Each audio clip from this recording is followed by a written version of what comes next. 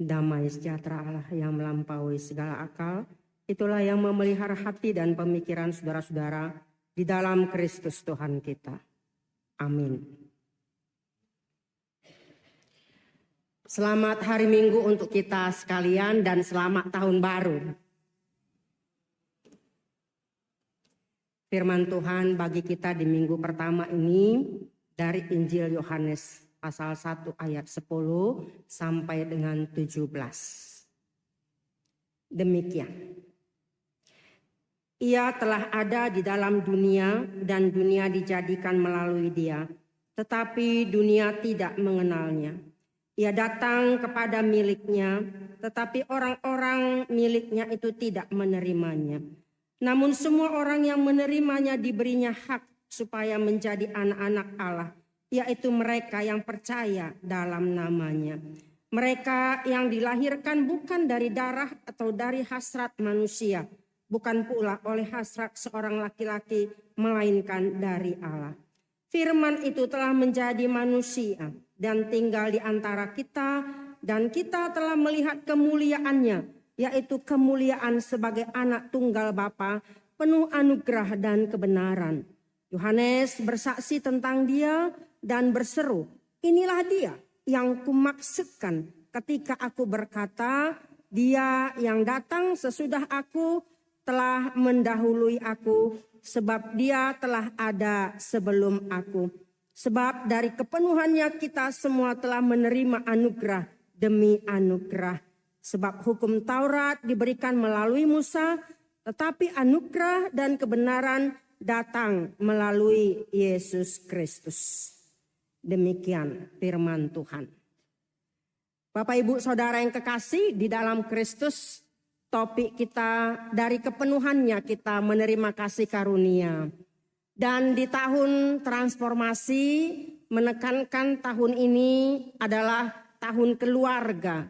Bagaimana pengajaran iman yang harus diterapkan dalam keluarga, terutama kita menghadapi tantangan-tantangan ke depan.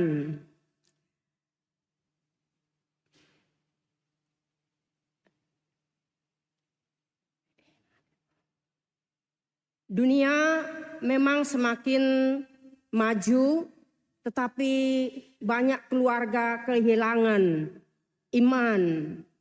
Dan anehnya dunia kita yang semakin canggih ini, banyak orang merasa asing di tengah-tengah keberadaan masyarakat ataupun di tempat dia bekerja.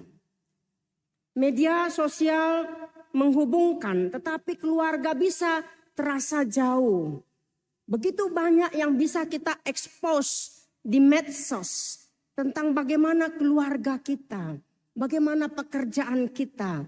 Tetapi justru kita merasa asing di tengah-tengah kehidupan ini. Begitu ramainya di mana kita bekerja, tetapi hati kita terasa sepi. Begitu ramainya kita di tengah-tengah gereja, dapat melayani ini dan itu, tetapi ada saja jiwanya yang masih kosong. Kehilangan makna akan kehidupan ini. Di awal tahun ini firman Tuhan masih terus mengingatkan kita akan kasih Tuhan yang begitu nyata di sepanjang sejarah dan keselamatan bagi dunia ini. Bapak Ibu Saudara yang kekasih dalam Kristus, Allah telah menjadi manusia yang hadir dalam kehidupan manusia secara fisik, agar nyatalah kebenarannya yang dihadirkan dalam hidup manusia.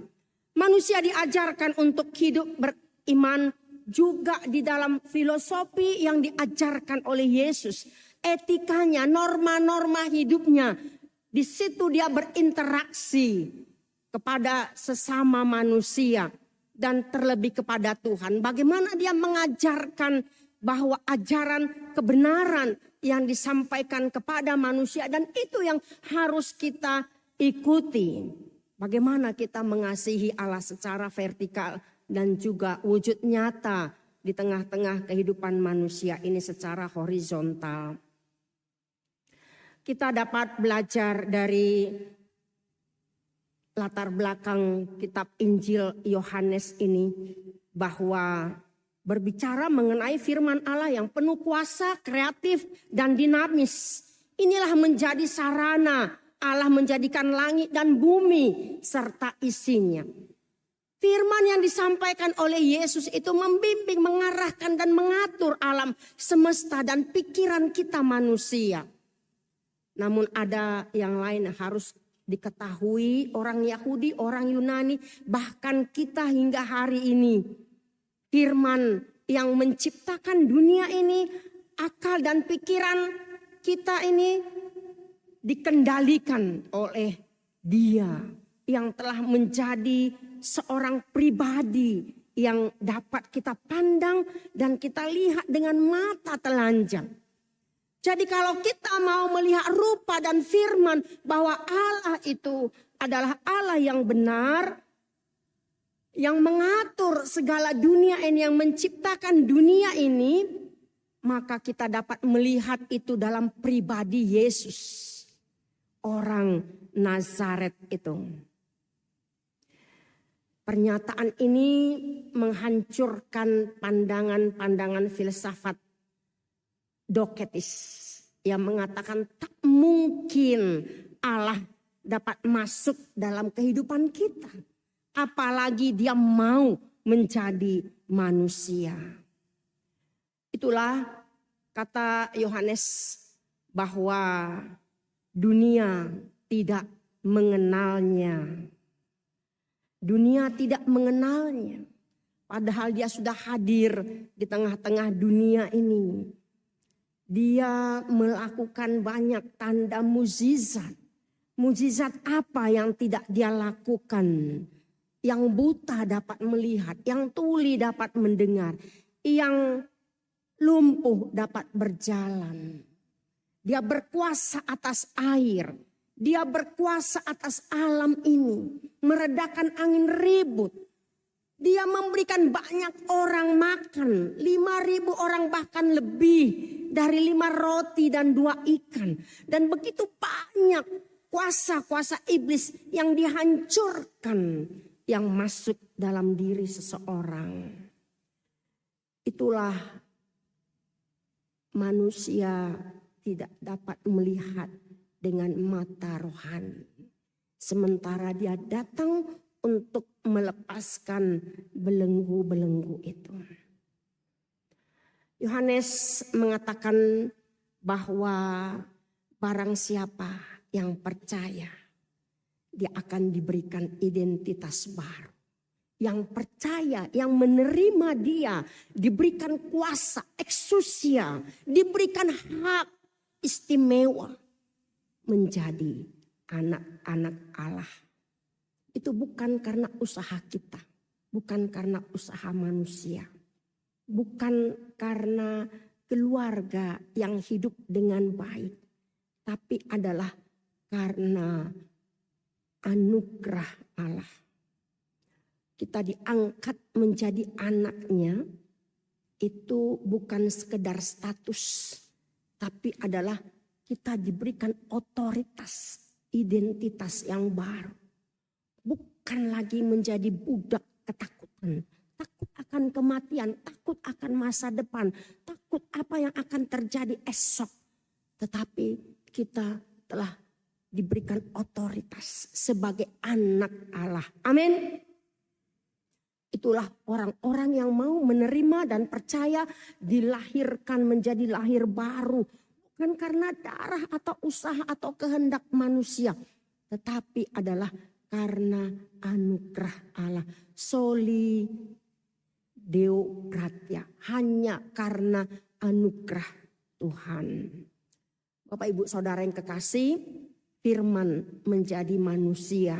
Allah hadir dan tinggal di antara kita. Immanuel, Allah beserta kita. Bukan hanya menyertai, bukan hanya hadir, tetapi juga menolong kita. Dia membimbing, mengatur kehidupan kita. Itulah Allah yang kekal. Kemanusiaannya yang ilahi itu berpadu di dalam dirinya. Merendahkan dirinya memasuki hidup manusia. Apa yang dirasakan manusia dapat dirasakannya. Ketika kita sedih, dia sudah terlebih dahulu bersedih. Ketika kita menangis, dia terlebih dahulu sudah menangis. Ketika kita bahagia, dia sudah mengucapkan kata-kata bahagia, makarios, khotbah di bukit. Dan itulah perwujudan anugerah demi keselamatan kita manusia berdosa ini. Yohanes mengungkapkan bahwa Yesus itu sebagai pewarta, pemberita, euangelion. Dia sebagai komunikator kebenaran itu. Memberitahukan kepada muridnya bahwa jika mereka tetap bersama dengan dia, maka mereka akan menemukan kebenaran demi kebenaran. Di tengah-tengah kehidupan kita sekarang, Bapak Ibu Saudara yang kekasih, begitu banyak pernyataan agama-agama. Kalau orang katakan agamamu, agamaku, itu untuk tidak menimbulkan intoleransi. Tapi bagaimana supaya kita bisa solider, kita bisa menciptakan kerukunan. Tetapi di dalam keimanan, kekristenan menyatakan bahwa firman menjadi manusia. Dan kita harus mengikuti jejaknya, mengikuti teladannya. Ketika Yesus itu menjadi rabi, menjadi guru, yang mengikut itu adalah muridnya. Maka seorang murid yang harus mengikuti jejaknya, teladannya. Kata teladan itu turun dari kata disciples, menjadi murid. Maka keteladanan itu yang harus diikuti oleh murid, mengikuti jejak yang ditinggalkan oleh gurunya. Maka kita disebut sebagai murid Kristus. Sebab itulah kebenaran yang memerdekakan kita tidak lagi dalam ketakutan. Karena kita mengikuti jejak yang ditinggalkan oleh Kristus itu. Apa jejak yang ditinggalkannya? Itulah yang menjadi karakteristik daripada Kristus itu. Apa itu karakternya? Hanya 3 saja yang dapat kita kembangkan. Kasihnya, itulah karakteristiknya. Pengampunannya, itulah karakternya. Dan damai sejahtera. Maka triangular love itu 3 sisi yang tidak bisa tidak terhubung. Semua terhubung. Kasihnya, pengampunannya, dan damai sejahtera. Untuk itulah dia datang di tengah-tengah dunia ini.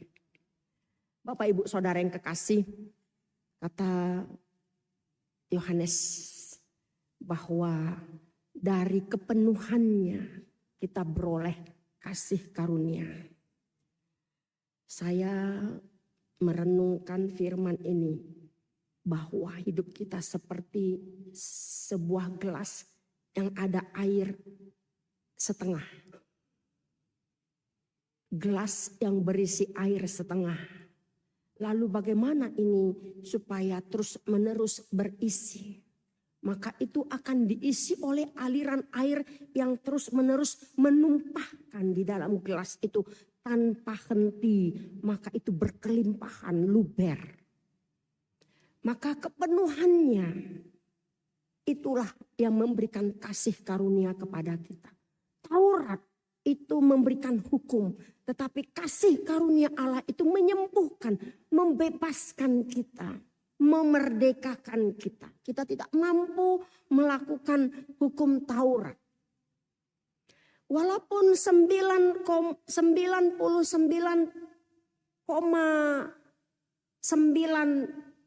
sekian persen kita tidak layak masuk dalam kerajaan Allah. Karena tidak ada yang sempurna. Hanya Bapa yang sempurna. Maka untuk kita layak masuk dalam kerajaan Allah itu harus 100%. Bagaimana kita bisa melakukan 100%? Tidak mungkin. Tapi anugerahnya dari kepenuhannya itu melimpahi kita, melayakkan kita. Yang kita telah diangkat tadi menjadi anaknya, kita beroleh anugerah. Anugerah kehidupan yang kekal. Amin. Grace upon grace. Kepenuhan Kristus mengalir terus menerus. Dan Taurat itu menunjukkan standar. Tapi Yesus memberikan kuasa untuk hidup di dalamnya.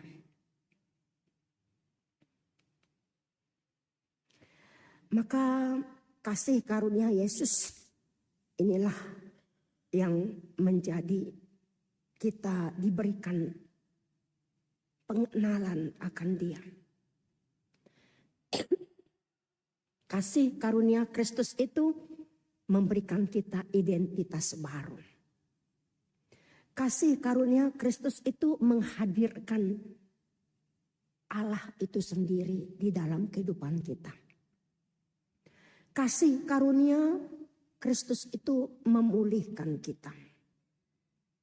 Maka itulah kasih karunia Allah di dalam hidup kita. Kita ditransformasi. Bapak Ibu Saudara yang kekasih, apa yang menjadi tantangan keluarga di masa sekarang?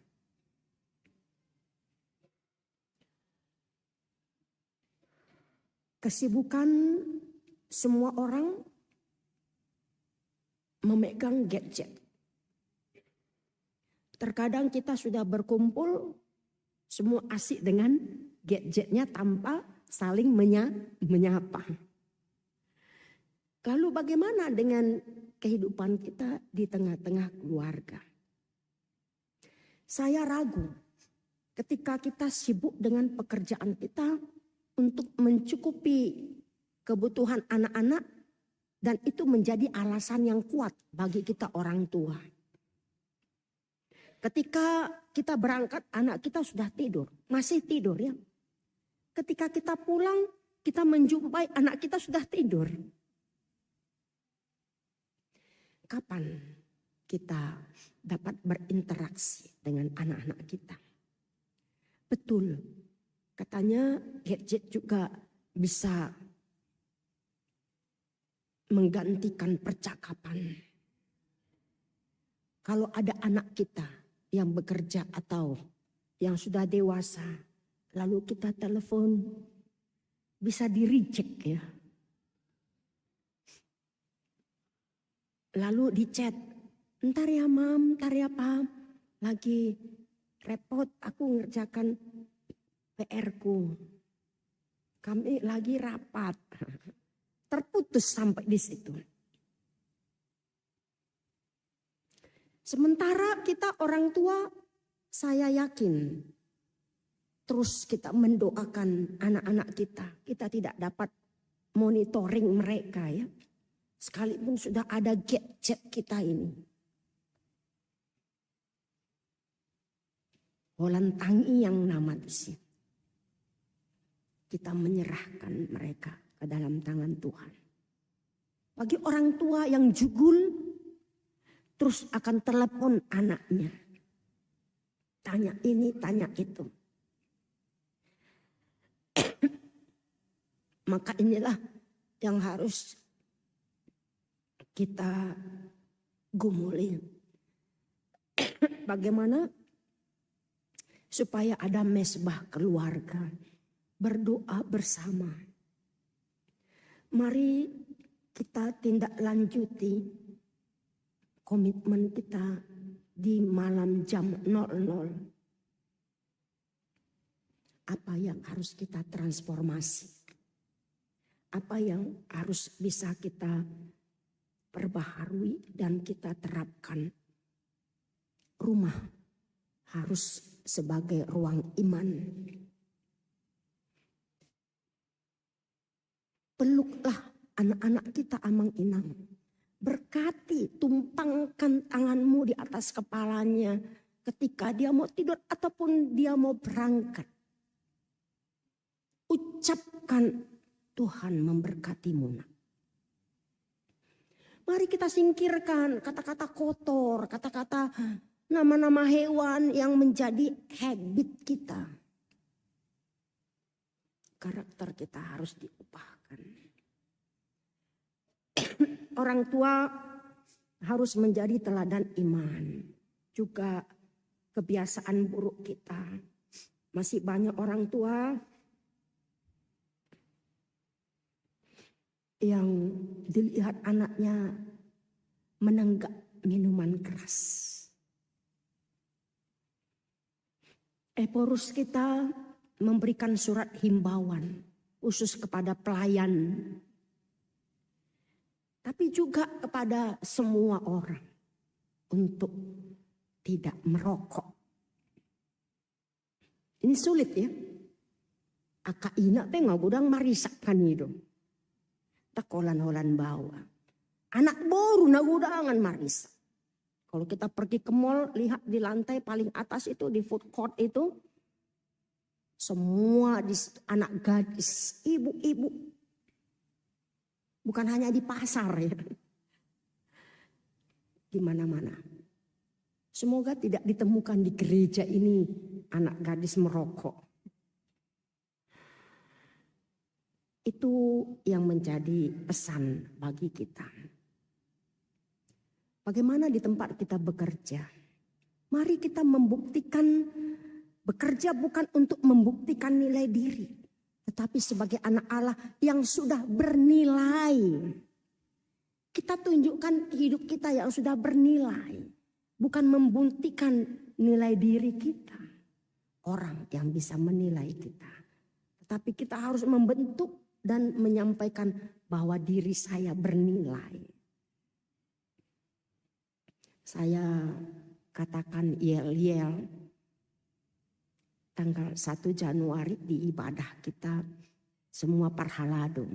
Parhalado HKBP menyala tahun 2026. Kan begitu ya. Walaupun sudah dinolkan kan itu. Ada sesuatu yang dinolkan. Tidak mengurangi semangat kita. Maka inilah dari kepenuhan Kristus, keluarga Parhalado, semuanya kita hidup oleh kasih karunia. Maka mari kita menghadapi tantangan dan berani menghadapi tantangan.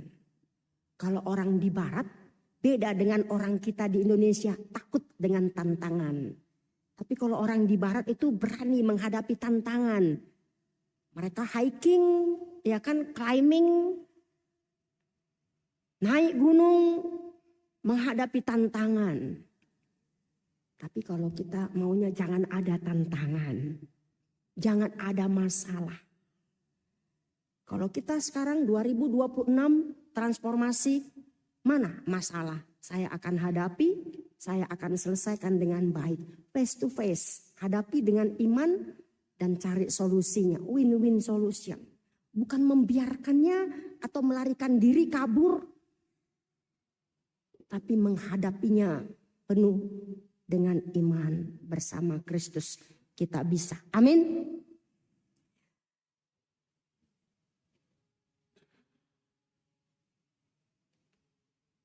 Ya, biarlah keluarga menjadi tempat Yesus dikenal.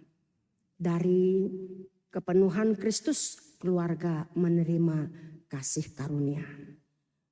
Di tahun 2026 ini, di awal tahun baru ini, di minggu pertama, mari kita melangkah dengan yakin, dengan semangat bahwa Allah menyertai kita, memberikan kita kekuatan. Terry ten Boom mengatakan ketika Tuhan mengizinkan kita menapaki jalan yang begitu berat, naik turun dengan pundak yang berat, menanggung beban yang berat. Tapi dia juga memberikan kita sepatu yang kuat untuk menjalaninya dengan kemenangan demi kemenangan. Amin. Kita berdoa. Bapa di sorga, kami bersyukur pada minggu pertama tahun baru ini. Tuhan memperkenankan kami untuk menjalaninya. Berilah kami kekuatan, kemampuan, anugerah demi anugerah, kasih karunia-Mu yang begitu melimpah dalam kehidupan kami yang sudah kami terima dari tahun yang lalu. Dan Tuhan menghantarkan kami untuk mengizinkan kami menapaki jalan di tahun 2026 ini. Penuh dengan harapan, rencana kami ke depan. Bahwa Engkau adalah Allah masa depan yang memberikan yang terbaik bagi kami. Kami percaya Tuhan bersama dengan kami. Terima kasih Bapa di sorga, kami mau mendoakan anak yang lahir. Biarlah Tuhan yang memberkati, memberikan kesehatan, pertumbuhan yang baik melalui orang tuanya. Berkati keluarga Chandra Alex Kennedy Selalahi dengan Ibu Restu Amalia. Tuhan yang memberkati mereka. Begitu juga jemaat yang pindah. Tuhan berkati supaya keluarga Kamberlin M. Tambunan dengan Ibu Rusdiana Borsi Tanggang pindah ke HKBP Ciluar penuh dengan kebahagiaan.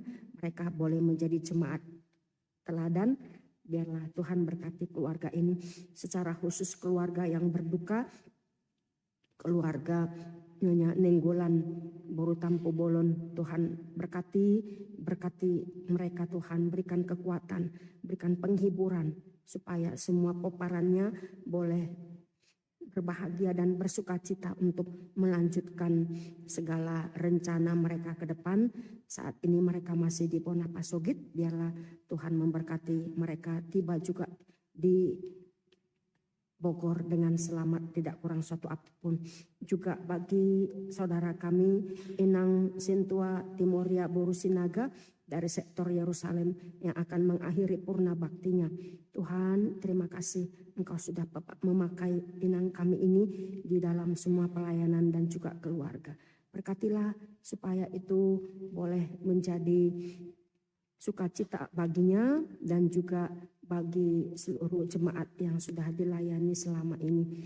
Berikan umur panjang kesehatan baginya.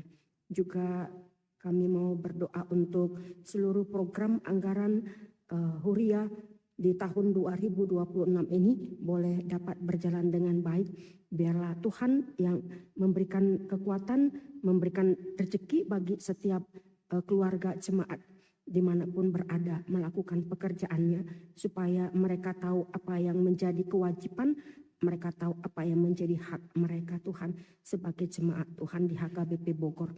Bapa di sorga, biarlah semua persembahan yang boleh dapat kami berikan itu menjadi operasional pelayanan di tengah-tengah gereja ini untuk memperlebar kerajaan Tuhan, dan kami boleh penuh dengan sukacita berkat bagi setiap jemaat yang boleh memberikan.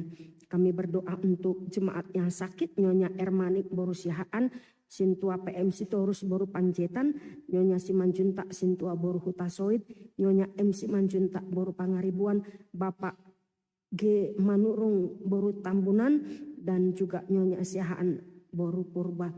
Biarlah Tuhan Engkau yang memberikan kesembuhan bagi mereka, memberikan kesempatan untuk melanjutkan tugas dan juga tanggung jawab mereka di keluarga maupun di tempat mereka bekerja. Begitu juga di tengah gereja Tuhan. Kami serahkan semua apa yang menjadi pergumulan kami, baik anak-anak kami yang studi, yang mencari pekerjaan, yang mencari jodoh, mereka yang belum mendapatkan keturunan. Biarlah Tuhan di tahun 2026 ini kami penuh harapan bahwa Tuhan Engkau menyediakan yang terbaik setur dengan kehendak-Mu. Berkati kami semuanya, biarlah kami boleh bersukacita pulang dari tempat ini, dari gereja Tuhan, dan kami melanjutkan aktivitas kami. Semua apa yang boleh dapat kami lakukan menjadi kemuliaan bagi nama-Mu. Terpujilah Engkau sekarang sampai selamanya. Di dalam Kristus kami berdoa dan bersyukur. Amin.